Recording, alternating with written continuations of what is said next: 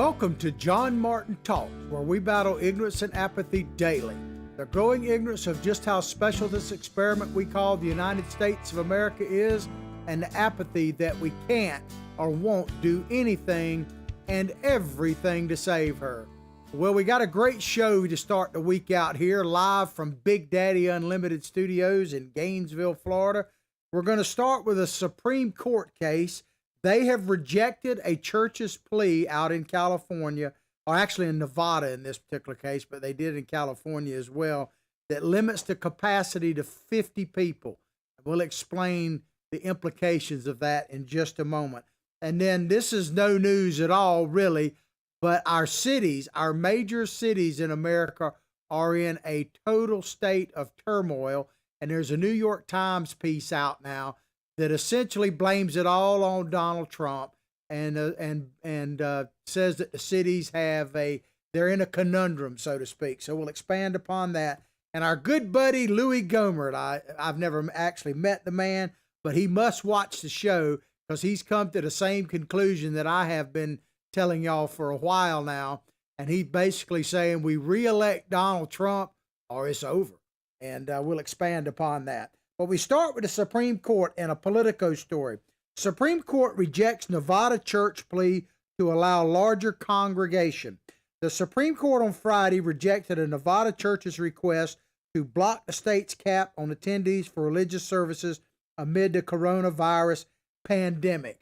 So just to kind of set this up, and this is a little bit different in each state, but in Nevada, instead of saying like a capacity, like some places, they say a restaurant can be open to 25% capacity, 50% capacity, that kind of thing.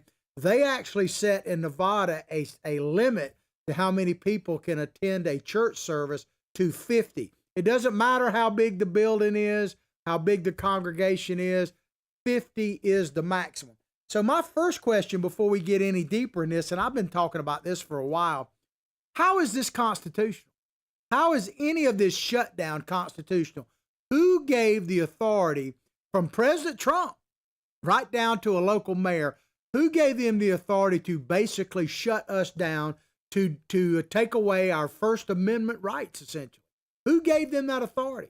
It's not the pandemic, because there is no pandemic clause in the U.S. Constitution. And don't think for a minute that that the founding fathers were not aware of pandemics. Keep in mind that, they knew of the Black Death in Europe and that kind of thing. I mean, of course, it was ancient history by the time they came alive, but they were learned men. So it's not like they didn't know about what pandemics can do to a society. So the fact that they didn't put a pandemic clause in the Constitution shows you that our constitutional rights are not supposed to be abridged no matter what happens. It's not supposed to be that way, but it is. So who gave the Supreme Court the power to do this? The president or your local mayor or governor? I think that's the biggest story coming out of all of this pandemic is there's two things that are coming out of this pandemic. They're interconnected that trouble me the most, way beyond the disease, because diseases come and go and we ain't none of us getting out of here alive. That's a fact. But who gave them the authority to basically shut us down? Churches like this story where we can't attend church of our choice, who gave them the authority? So that's one question. And the second question is how come we've been so dadgum silent about it? Now, in this particular case, at least the church sued, but by and large, Americans as a whole have given up their constitutional rights with very little fight. And that probably bothers me and concerns me more than anything. The court voted 5-4. I guess who voted with the liberals? You got it. John Roberts, man. The court voted 5-4 against the request filed by Calvary Chapel, Dayton Valley, with Chief Justice John Roberts siding with the liberal-leaning justices. The decision keeps in place a limit of 50 people in a house of worship due to the pandemic. Of course, John Roberts, he's basically a liberal judge. He's the swing vote now. We thought we'd eliminated that when we got Gorsuch on there, but no. John Roberts it seems like he's more determined to be liberal now that President Trump got two justices on the Supreme Court.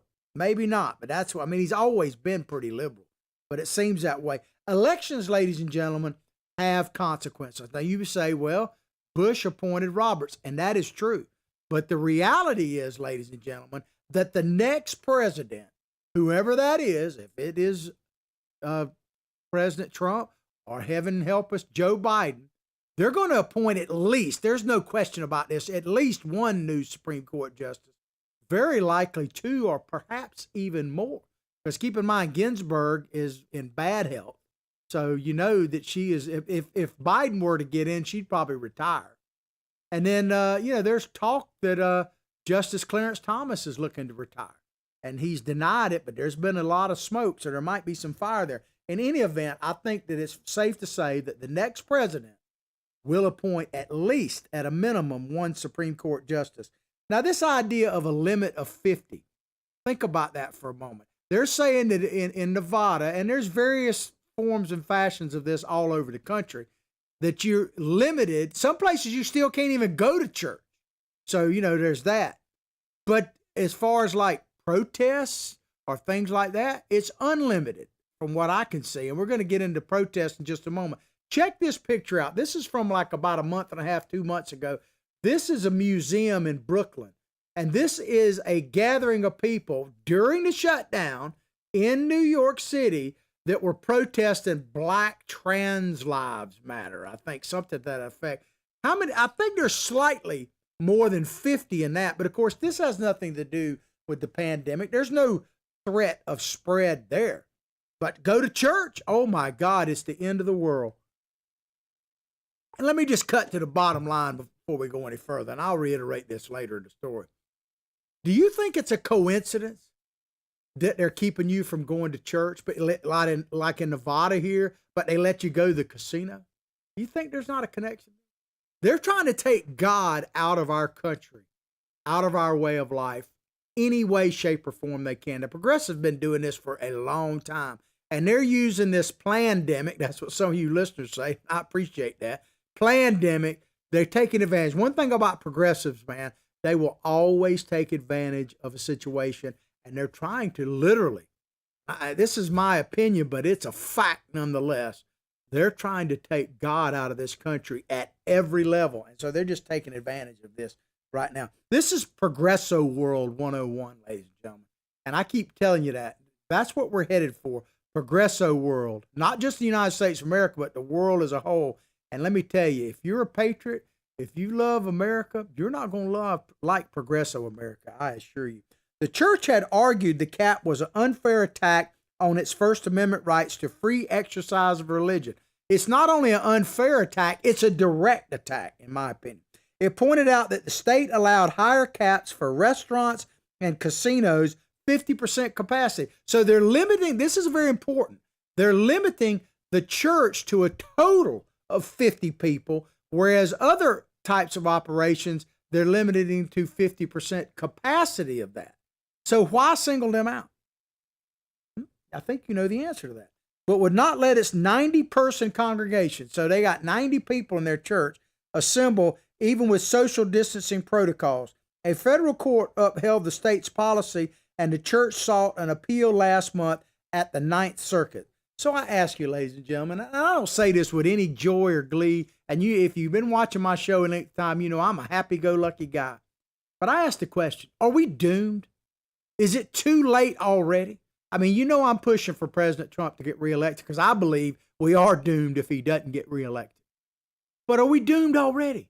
When the court system, all the way from the lower court to the mid-level court to the Supreme Court, denies this church the right to basically meet, aren't we already somewhat doomed? They've already been, and make no mistake about it, if we may or may not be doomed, but President Trump's reelection is our last shot. If he doesn't make it, then we truly are doomed and destined to, if we defend this country, to have to go to the real ramparts. As I continue to say, we need to man the political ramparts, or we're going to have to man the real ones again. And I don't want to see that happen. The conservative justices wrote in their dissent that the decision revealed preferential treatment for for-profit enterprises over houses of worship. But that's true. It certainly It does, right? But here's what troubles me. And I hadn't read every single wording from the Supreme Court, but I read enough of them. There's no discussion about the right to do this at all, and that troubles me a lot. See, in the Supreme Court, think about this. This is the highest court in the land. This is where the buck ultimately stops on our constitutional rights. Now, it's not supposed to seem that way, but it does. But they have no real discussion about even the fact that they're having a conversation about limiting the First Amendment. I mean, that troubles me, and it should trouble you a great deal. What chance do we have if even, see, some people say, and I've been saying that we are in a post-constitutional age for quite some time. I think we've been living in a various whittling down of our constitutional rights for well over 100 years, probably 150, 200 years, probably since the Civil War for sure. And nobody seems to care, or not enough. Nothing happens. It's slowly eroding to the point that we actually have people on the Supreme Court that, in my opinion, don't even know what the Constitution means themselves. And yet they're the ultimate arbiters of it.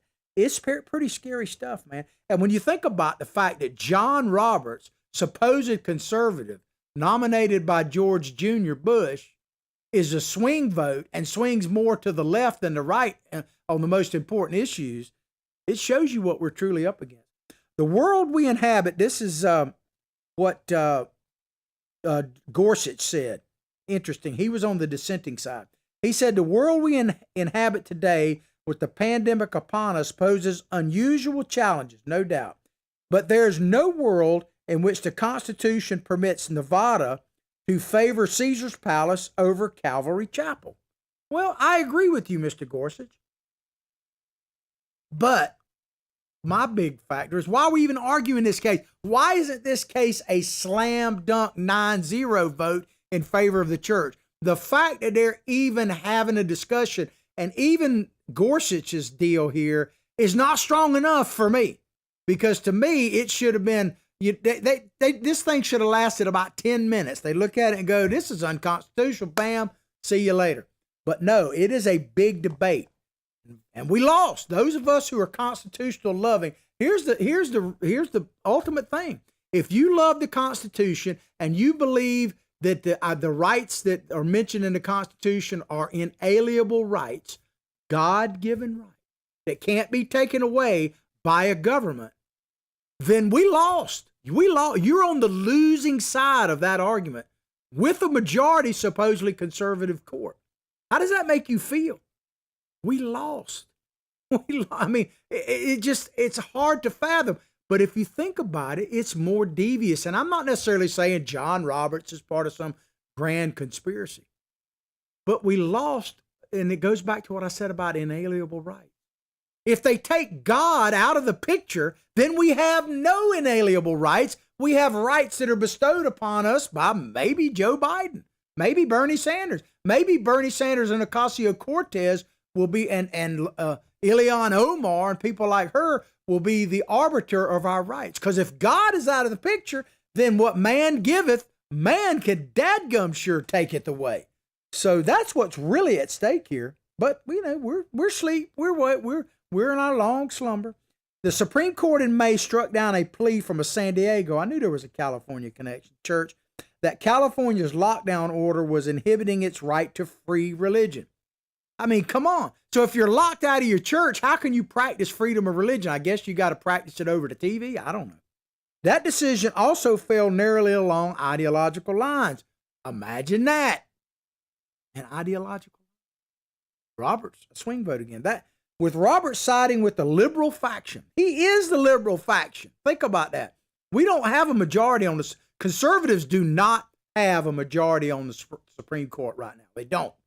And so the next president has a chance to change that. Because John Roberts, I don't see how you could make a case that John Roberts is a conservative. I don't see it.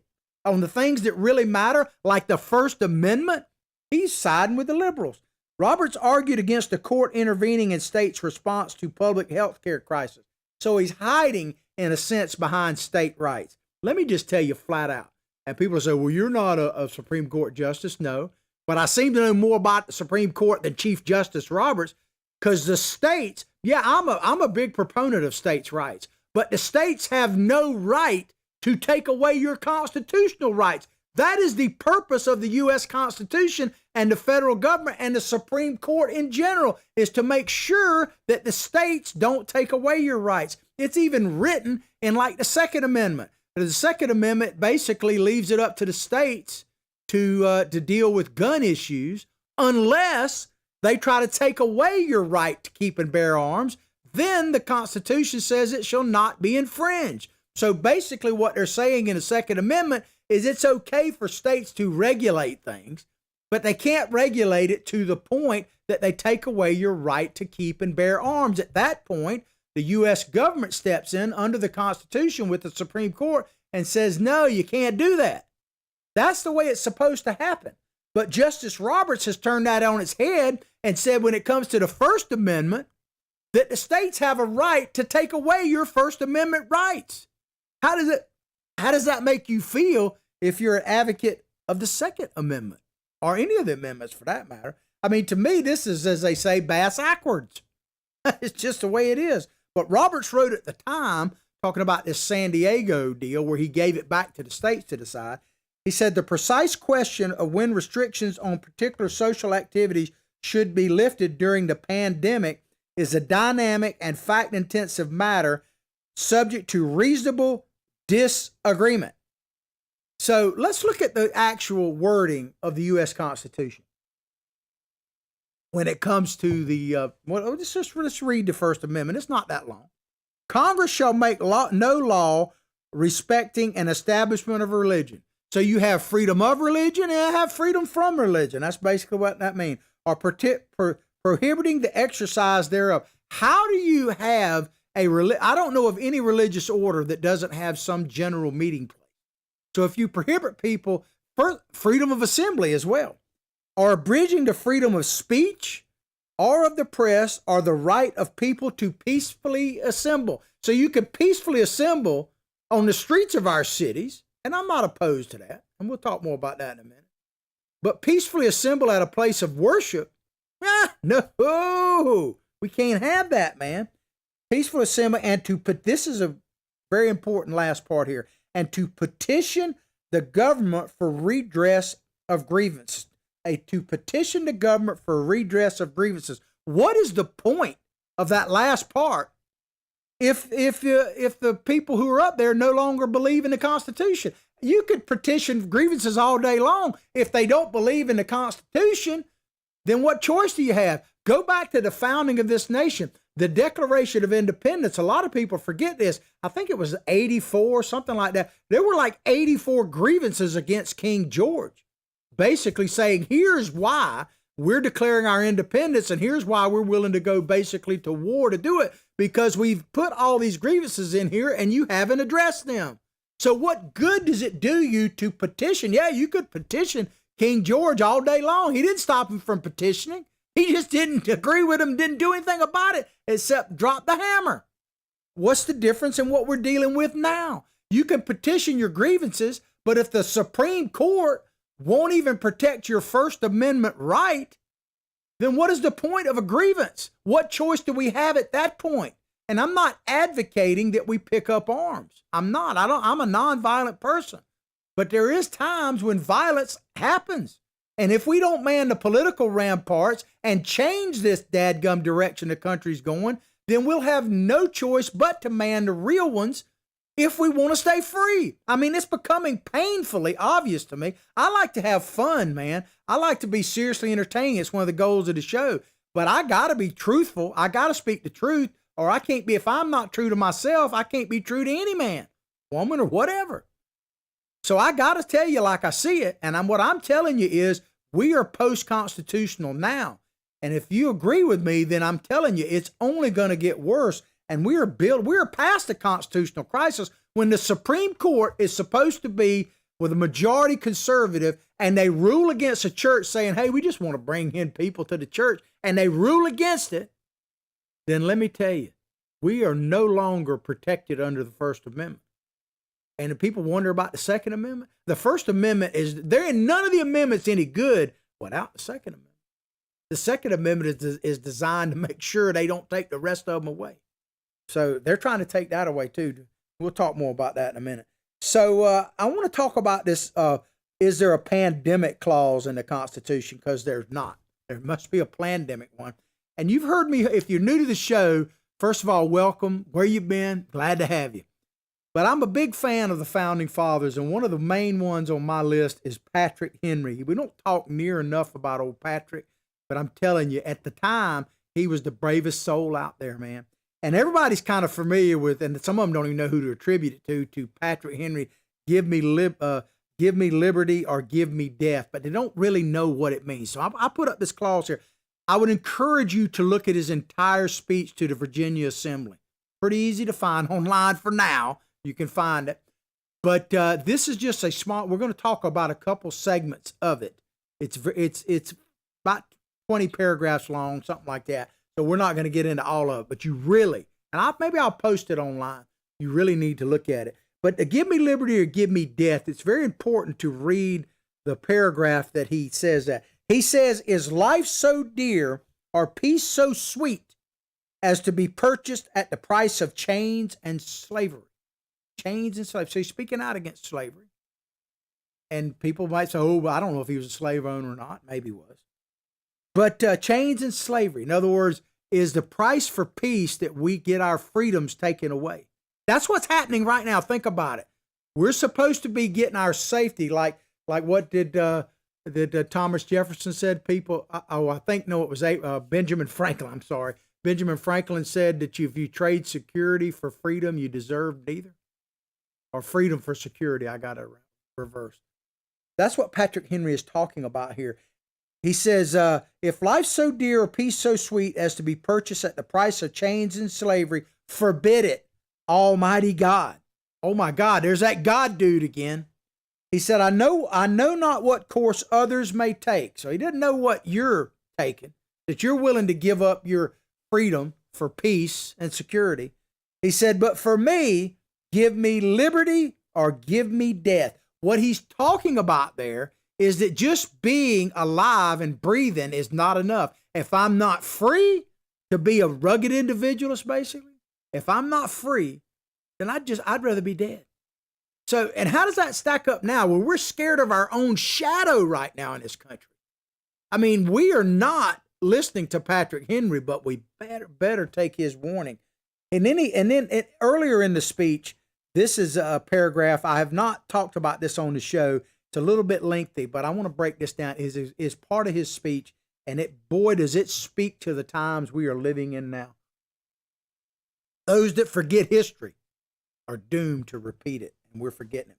Here's part of Patrick Henry's speech. He said, they tell us, sir, that we are weak, unable to cope with so formidable of adversary. COVID-19, we can't cope with it.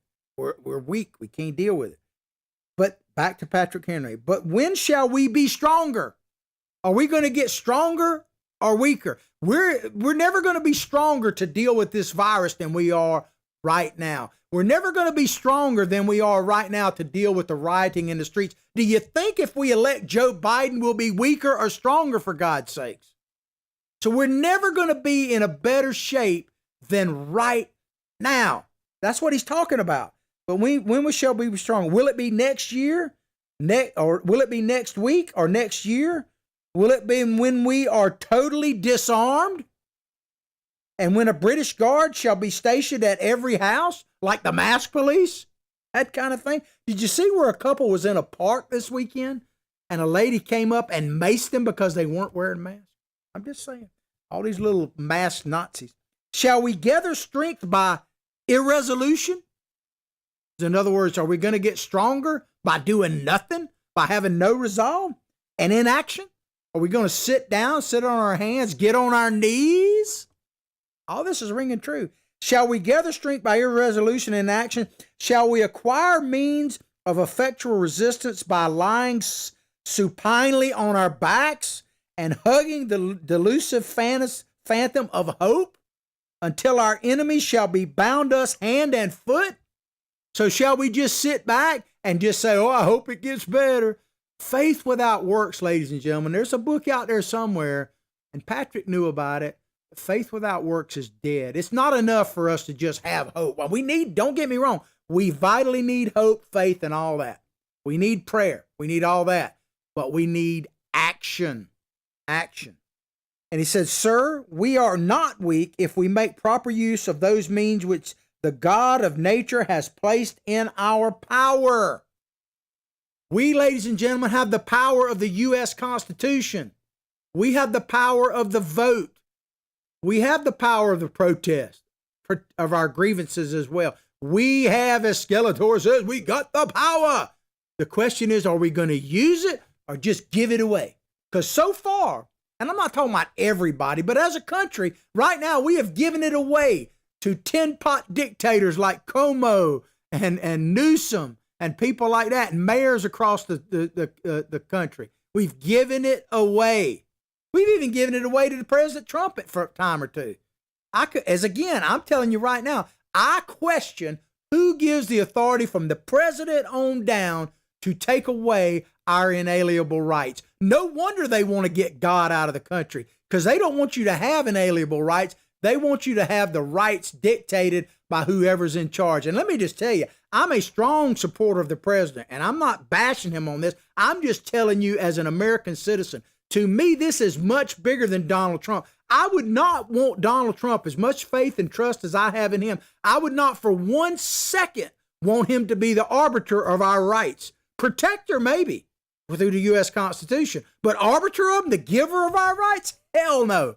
Not me. Not me. No president, no man. I don't want to give my rights as an American citizen to any man. And that's what this is all about. We're giving it to the men and women on the Supreme Court. They are forgetting that our rights don't come from them. They don't even come from the Constitution. They're just listed out as inalienable rights, and it's specifically inalienable because they're God-given. And we have forgotten that. They don't teach that in school. They want to take God out of that too. So they want you to be cowering down. Patrick Henry is absolutely right. Living is not enough. If we can't live free, then give me liberty or give me death. To me, it rings truer than ever. I encourage you to read his whole speech. All right, we're going to move along. I just had to take some time on that because you could tell it fires me up. And you know why? Because I love this country so much. And I realized that that's why I talk about this experiment of America. Because it is a flicker in history. It's a big flicker. When it's totally dark, you can see light a long way. But it is only a flicker in time. And it can be extinguished, as Ronald Reagan says, if we don't pass it on to each generation. It's not natural in the blood. Because if you think about it, the natural condition of human beings is oppression. The most of our history on this planet, and even today, a good chunk of this planet, maybe the majority of it, is oppressed right now. So the natural condition of man, woman, humankind is not freedom. It has to be fought for. It is experiment. That's why I'm battling it, ignorance and apathy every day. Because if you take God out of everything, it won't matter what I say. Because without God, we ain't got much. That's just a way I see it. And I'm not the most religious person in the world, but I know where my power comes from. I do know that. All right, from a New York Times article, cities in a bind as turmoil spreads far beyond Portland. A series of strident new protests over police misconduct rattled cities across the country over the weekend. What are the police doing now other than trying to keep people from literally burning the place down, creating a new dilemma for state and local leaders who had succeeded in easing some of the turbulence in their streets until a showdown over the use of federal agents in Oregon stirred fresh outrage. It's Donald Trump's fault. All of this, we had it under control. There was peace in our time until Donald Trump sent people there. Really? Really? Have you been watching even a second of what's happening? Even with all the craziness of the media not portraying it as, mostly peaceful or portraying it that way, you can see there's craziness. Do you see where Jerry Nadler, the head of the Judicial Committee, a Democrat, when asked about the violence in Portland over the weekend, do you see what his response was? He said, and I quote, "It's a myth." So what's happening out in Portland, according to Jerry Nadler, is a myth. That ought to comfort you folks in New York, where he represents. With some demonstrators, embracing destructive protest methods, and police often using aggressive tactics to subdue them. Aggressive tactics. Who are demonstrating, they're spraying pepper gas and tear gas, which Portland is trying to outlaw, by the way. The scenes on Saturday night in places like Seattle, Oakland, California, and Los Angeles recall the volatile early days of the protest after the death of George Floyd at the end of May. They got to put George Floyd in there. Let me just tell you, ladies and gentlemen, and this George Floyd thing was, when I first saw it, I thought two things. It's an atrocity, and my God, are they going to take advantage of it? I knew that was going to happen. But let me just tell you, if you're sincerely out there on the streets right now, protesting for George Floyd or anything like that, go home. Just go home, because your protest is over. It's not mostly peaceful. It's not peaceful at all. It's been hijacked. I feel sorry for you. I feel bad for you, but you might as well go home. And I heard somebody say this on the radio on the way in. It's absolutely true. If you go to protest genuinely peaceful and your protest is hijacked that first time, like the first night, I get it. You're not to blame. Idiots came in and hijacked your protest. I get it.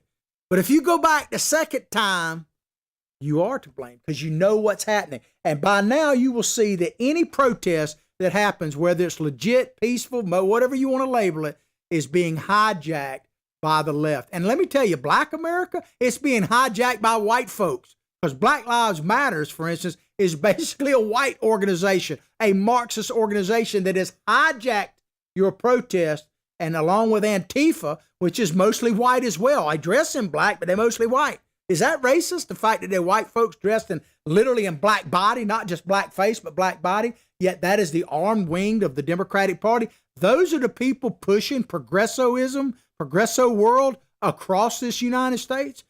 Isn't that racist? And a lot of them are white, and they're dressed in all black. I mean, to me, that's worse than blackface. You're dressed in all black. You don't want nobody to know who you are because you're ashamed of what you're doing. The latest catalyst was the deployment of federal law enforcement agents in Portland, Oregon, whose militarized efforts to subdue protests around the federal courthouse have sparked mass demonstrations and nightly clashes there. I'm going to keep showing this video from time to time.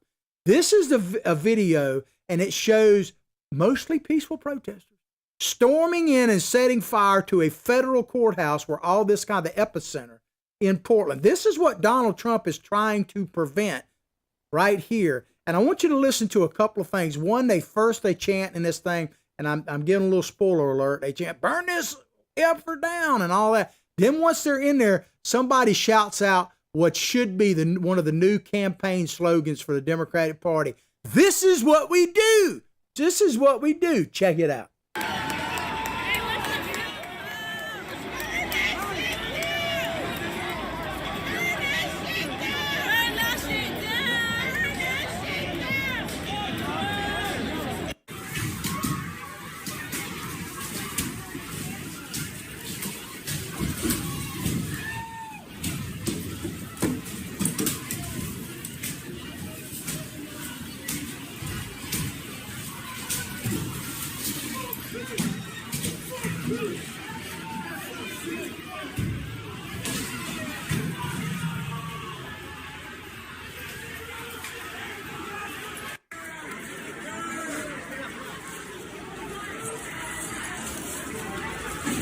This is what we do.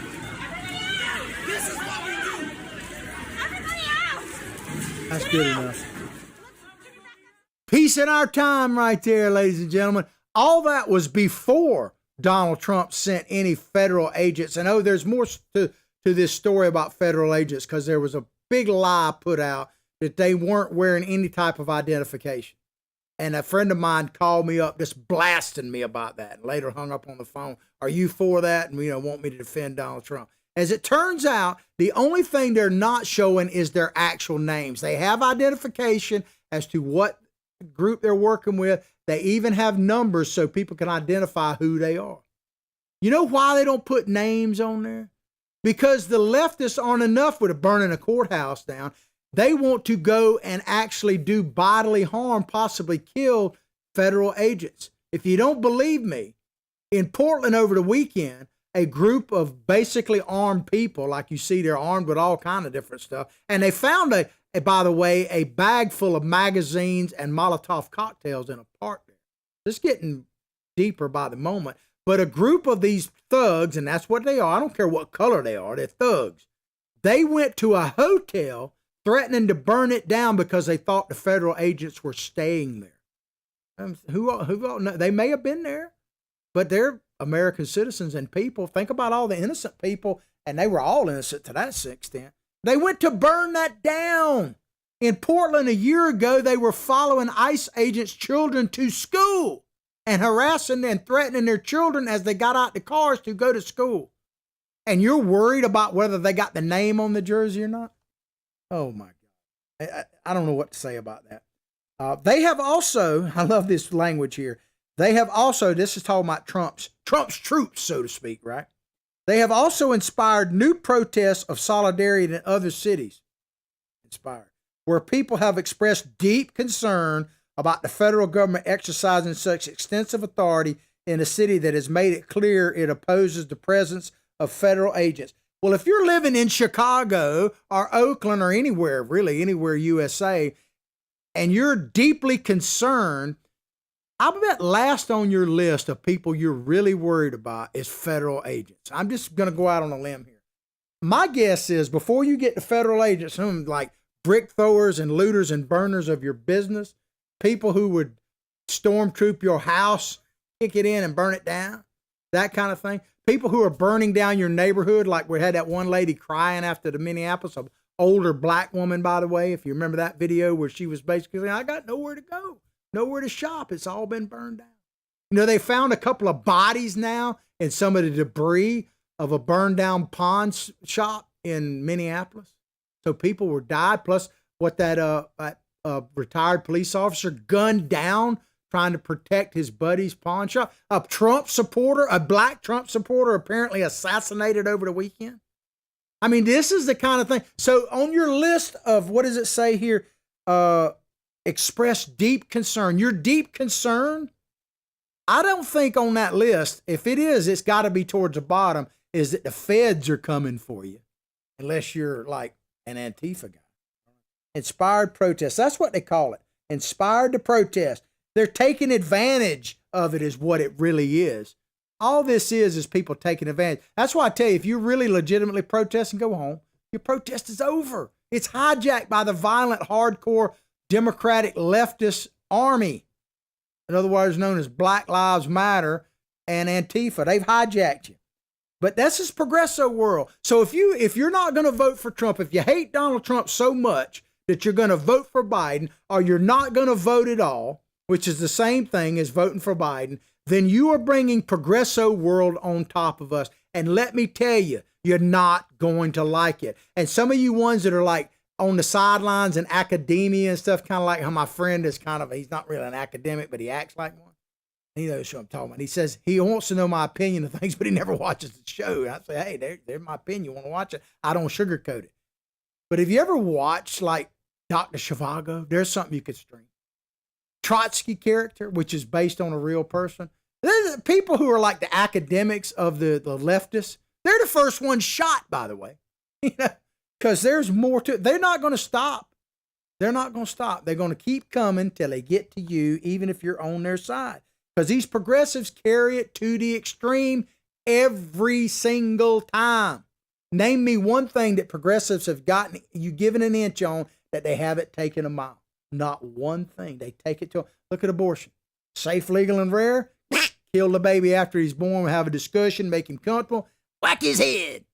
That's where progressives go. Safe, legal, and rare. Cut off his head. And we'll sell that, by the way.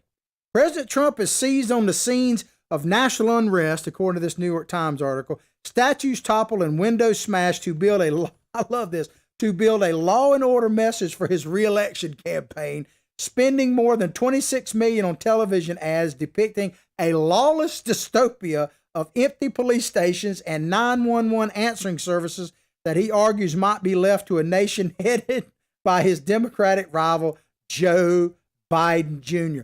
That's not a hard commercial to make. Basically, you just show what's really happening. It's a commercial every night if you're woke, if you really get woke and see what's happening. What they just described as a Trump commercial is the reality of what we're seeing every night. And some of us, unfortunately, a good many of us are living it. It's not a hard commercial. How about the 911 call? I tried to find some audio of it, and I couldn't find it early enough this morning. You remember the 911 call? We had in Fredericksburg, Virginia, a woman, this was a month or so ago. She was in her car in broad daylight with an infant child, like a 5 or 6 year old daughter, something like that.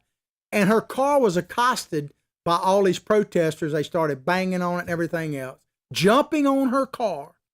And you saw what's been happening. And she called 911, and the dispatcher said this, and I quote, "We can't do anything, ma'am. The city told us that this is a sanctioned event. You know this is going," and then the caller, the lady, frantically says, "You know this is going to get dangerous." She said, "I got a kid in here." And the dispatcher, and I'm sure she was told to say this, literally said, "We would suggest you call up City Hall and let them know about your frustration." So in other words, she called the police, and the police not only refused to come, but told her to call the mayor. So the next time you get attacked somewhere, like in Fredericksburg, Virginia, just call the mayor. So you got the wrong place, go see the mayor. And what did that one city council woman say in Minneapolis? That calling 911 and expecting the police to come if your home's being invaded is you exercising white privilege. Woo! Mr. Biden insisted last week that the president's pledge to inject federal law and other presence into already volatile issue of the policing shows that he is determined to sow chaos and division to make matters worse instead of better. I'd love to talk to Joe Biden if he could actually hear me. All you really need to know about Joe Biden, you found out over the weekend if you pay any attention. Did you see the interview last week with Chris Wallace on Fox with the president at the White House? It was a bit contentious, right? I'm no big fan of Chris Wallace, but he gave an interview to Trump. You know that Wallace contacted the Biden campaign and Joe Biden personally and invited him to come on and be interviewed? Guess what they said? Nah, no thanks. They don't want Joe Biden. So Joe Biden is sitting here in his basement criticizing the president of the United States of America. And he doesn't even have the courage to do a Fox interview. Probably doesn't. It's not about courage. He didn't have the ability to do an interview where they might ask him at least one tough question. And this guy is supposed to be the next president of the United States. You hate Trump so much that you're going to elect a guy who can't even do a legitimate interview. Oh my God, man. I mean, what kind of conversation can we have about that? Anyway, I could go on and on and on about this, but we're going to move along because I want to just keep in mind, ladies and gentlemen, controlled violence has always been a tactic of the left, from Russia to China to Venezuela to the United States of America. It is a tactic of the left. You're not going to enjoy bizarro world. All right, I could just go on and on, but I got 2 or 3 minutes left, and I got to talk about my good buddy. I say that I've never met him, but I'm a big fan of Louie Gohmert. He's a congressman from Texas, former judge and everything else. Louie Gohmert told Breitbart, in a war of America's future, you got to fight back. Gohmert warned that if Trump is not elected, then the deep state could run roughshod over the American people and install a one-party country with a one-party government in favor of the Democrats. Man the political ramparts. I think Louie's been watching my show. If you don't, what he's basically saying, if you don't vote, we're done. If you don't vote for Trump, we don't reelect Trump, we're done. Gohmert told Breitbart News Saturday, "We have seen in the election," and this is a great point, and we'll close on this, "and that was the most important election to the point, and now we know that if Trump had not been elected, then the intel community, the FBI, the Department of Justice, and yes, the Department of Defense was helping fund the coup." So they were all helping Hillary Clinton, and they trying to hamstring the President of the United States.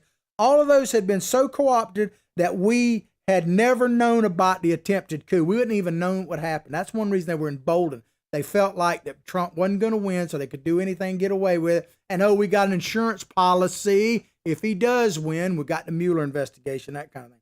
He said, Gohmert said, "We could have become a one-party country one-party government, and they would make sure that there was no Republican that was elected again. He's absolutely right, but I would go one step further than Mr. Gohmert. With all due respect, sir, this is a lot bigger than the Republican Party. A lot bigger.